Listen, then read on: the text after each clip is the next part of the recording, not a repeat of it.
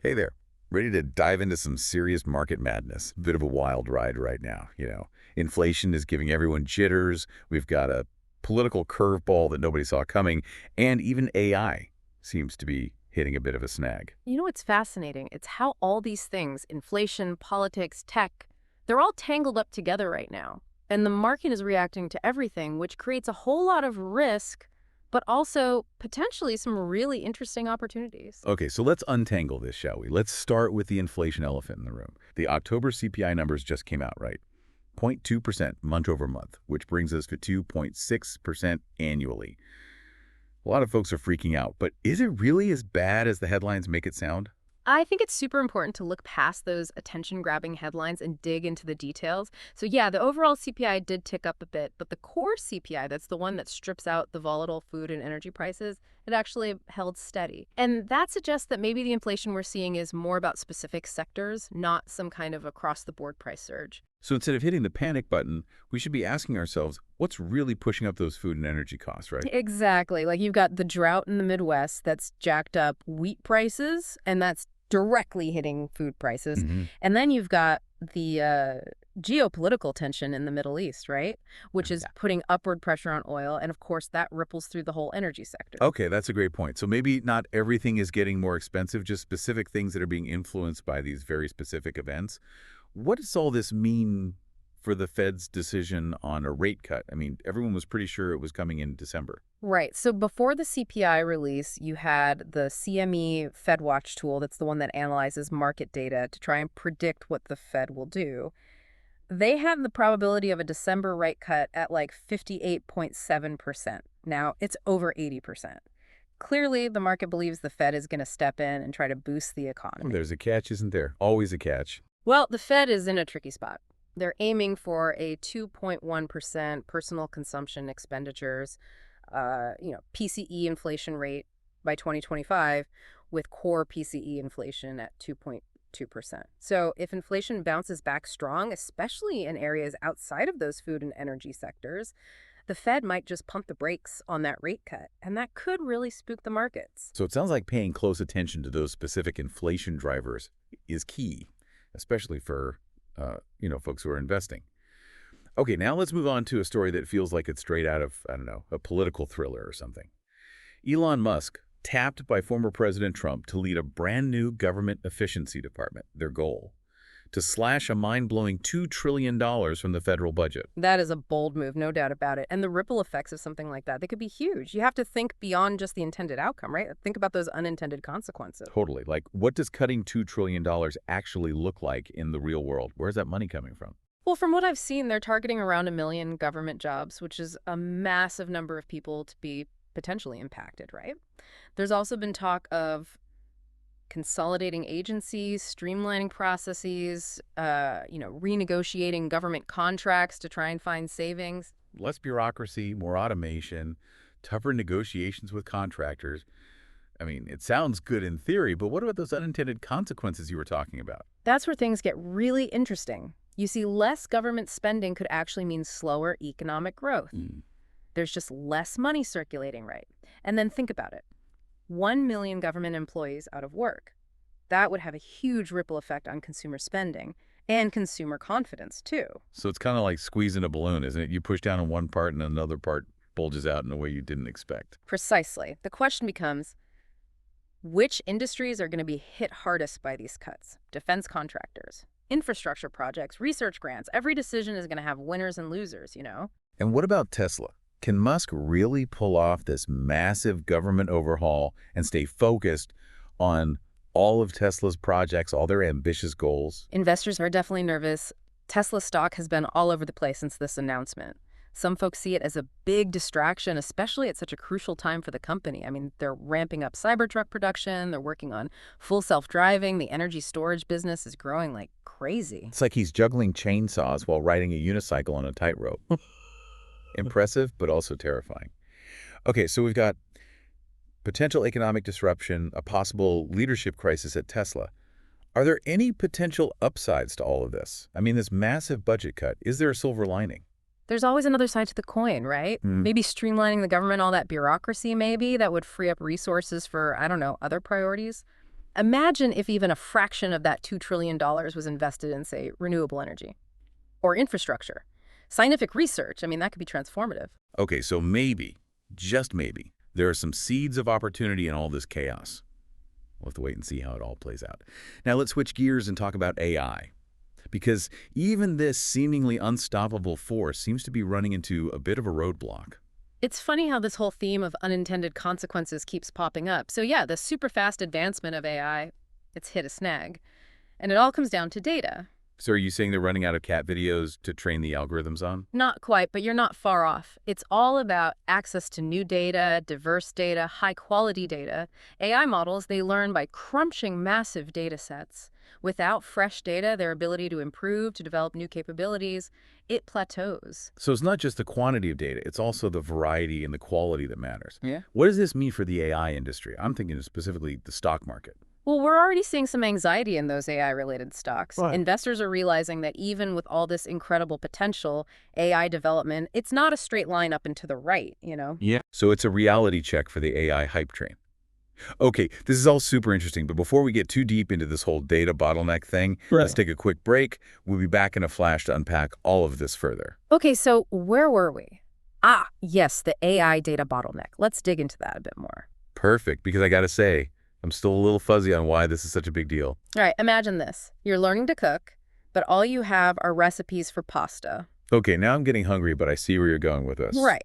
You might become an absolute pasta master, but try cooking anything else and you're going to be lost. Yeah. You won't have the skills, the knowledge to tackle other cuisines, new ingredients, different techniques. So you're saying AI models are like specialized chefs. They're great at one thing, but struggle when you throw something new at them. Exactly. And the thing is, in the world of AI, there's always something new and different popping up.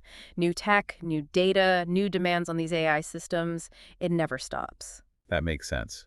So how are these big AI companies dealing with this data challenge? I mean, they can't just magic up new data out of thin air, can they? Well, they're getting pretty creative. One thing they're exploring is synthetic data. Basically, it's artificially generated data that mimics real-world data. Hold on. So instead of using pictures of real cats, they're making, like, virtual cats to train their algorithms. That's a simplified way to put it, but yeah, you got the idea. Synthetic data lets developers create custom data sets for specific needs. They don't have to wait around for the real-world data to show up. That's pretty clever. Any other strategies they're using? They're also focusing on making better use of the data they already have. It's not just about having tons of data, it's about squeezing every bit of value out of that data. So working smarter, not just harder. Exactly. Researchers are coming up with new algorithms, new techniques that can learn more from less data. They're optimizing processing, cutting out redundancies, and finding those hidden insights in existing data sets. It's like finding buried treasure in your attic, right? You've had these valuable things all along. You just needed to figure out how to appreciate them. Love that analogy. And then, of course, there's the whole collaborative aspect. Companies are realizing they can't do this alone. They're teaming up with universities, research labs, even governments to get their hands on new and diverse data. So it's becoming more of a global effort to push AI forward. Exactly. By sharing data and resources, the whole AI community can work together to create more powerful and flexible AI systems. This is really encouraging. So while this data bottleneck is a real challenge, it's also forcing the AI industry to get innovative, find creative solutions. Absolutely. It's a good reminder that progress, while it's not always a smooth upward climb, sometimes you got to hit a wall to discover a new path forward. Before we get totally lost in the world of AI, let's get back to reality for a bit. Those inflation numbers we were talking about. You mentioned we need to look at the details of what's driving it. Can you give us some more specifics on that? Of course. If we break down that CPI report, there are some interesting trends. For example, shelter costs, rent and that owner's equivalent rent thing, those contributed a lot to the overall CPI increase. So housing is still a major player, even though we keep hearing about the housing market cooling down. Yeah, it's true. The housing market is slowing down.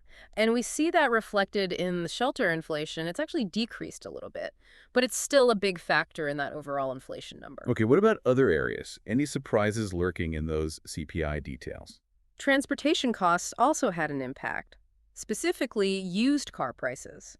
New car prices have kind of stabilized, but used cars are still in high demand, which keeps those prices up. I guess that chip shortage is still messing things up, huh? even though we're not hearing about it as much these days. Right. Supply chain stuff takes time to fully recover. We're seeing the after effects in that used car market. Okay, so we've got housing and used cars. Anything else we should be keeping an eye on? Medical care. Prices are still climbing there. The rising cost of healthcare, it's a long-term trend, and there's no sign of it slowing down anytime soon. So even if we solve the supply chain problems and the housing market chills out, we're still going to be dealing with inflation from healthcare. That's the reality, unfortunately. No quick fixes here. It's a complex issue with a lot of moving parts. A mixed bag, as they say. Some positive signs, but some not so good news too. And then you've got the Fed trying to steer the ship through these choppy waters without capsizing the whole economy. Exactly. And remember, it's not just about the overall inflation rate. It's about understanding those underlying trends and how they affect different people, different parts of the economy in different ways. That's a great point. It's not just a number on a spreadsheet. It's people's lives we're talking about. Absolutely. And that brings us back to Elon Musk and his grand plan to shake up the government. We can't just focus on that big, flashy $2 trillion number. We got to get into the weeds, look at the specifics. Who's going to be affected? Which industries might actually benefit? What could go wrong? You're singing my tune. Details, details, details. Let's get into those specifics. Let's start with those government jobs. We know about 1 million are on the line, but which agencies, which departments are most likely to see cuts? That's the million-dollar question, literally. From what I've gathered, a big chunk of those cuts could come from defense spending. The thinking is, with the current global situation, maybe we can trim some military expenses without putting national security at risk. So fewer tanks and fighter jets, more focus on, I don't know, cybersecurity and intelligence. Seems to be the general idea. And of course, that would have a big impact on defense contractors, the communities that depend on those jobs. Classic disruption, right? One industry shrinks, another one potentially takes off. Exactly. And the question then becomes, where does that defense money go? Maybe it gets redirected to infrastructure or research, who knows?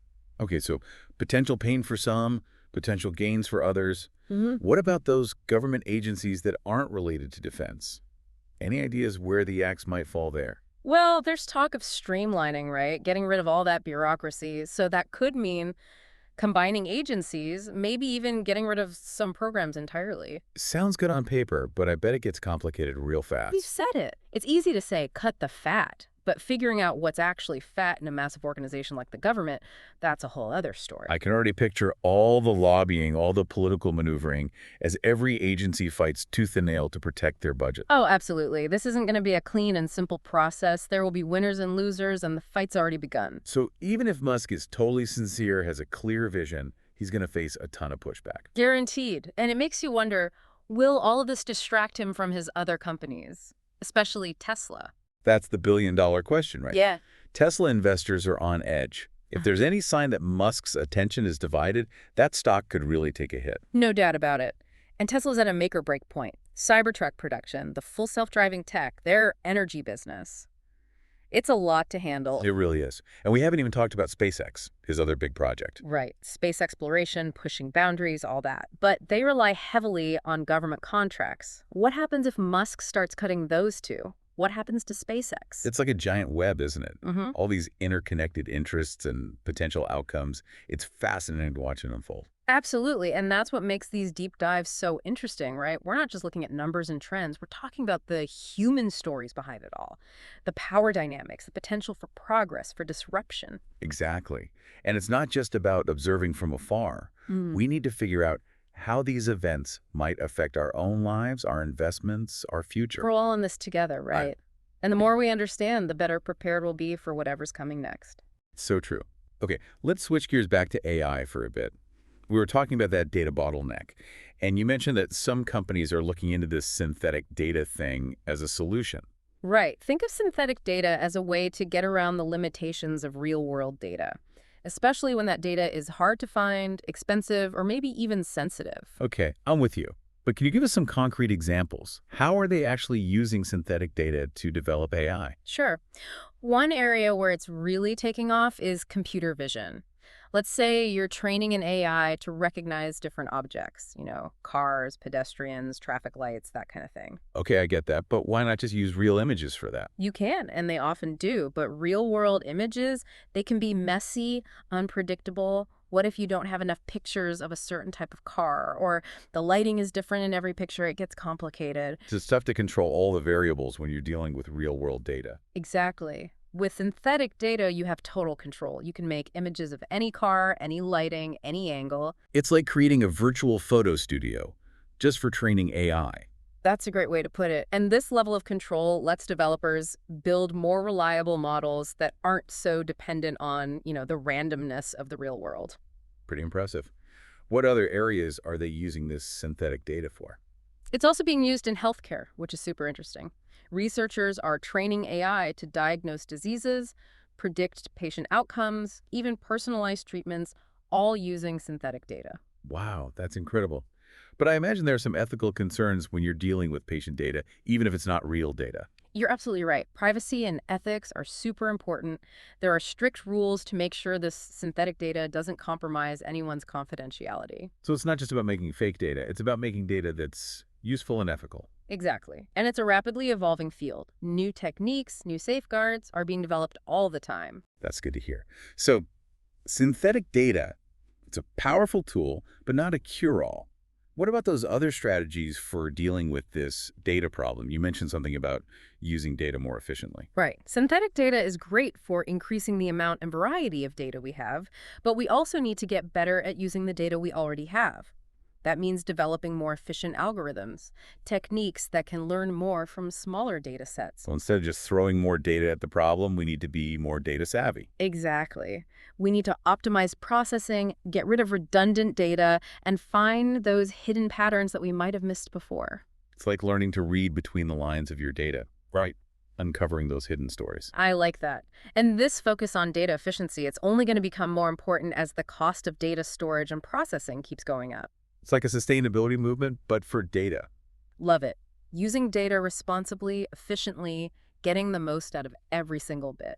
Okay, so we've got synthetic data to expand our options and data efficiency to make the most of what we've got. What else is the AI industry doing to tackle this problem? Well, the collaboration we talked about earlier, that's really key. No one company has all the answers, all the data. By working together, sharing resources, sharing knowledge, the whole AI community can overcome this bottleneck and really unlock the potential of AI. Like a global AI think tank. Exactly. And this collaborative spirit, it's already leading to some amazing breakthroughs. Universities, research institutions, even governments are working together to create open source data sets, develop new training techniques, and share best practices. That's fantastic. So yeah, this data bottleneck is a challenge, but it's also pushing everyone to be more innovative and collaborative. And that could lead to a stronger, more diverse AI ecosystem in the long run. Couldn't agree more. It shows that challenges often lead to creative solutions. And the future of AI, it's a team effort.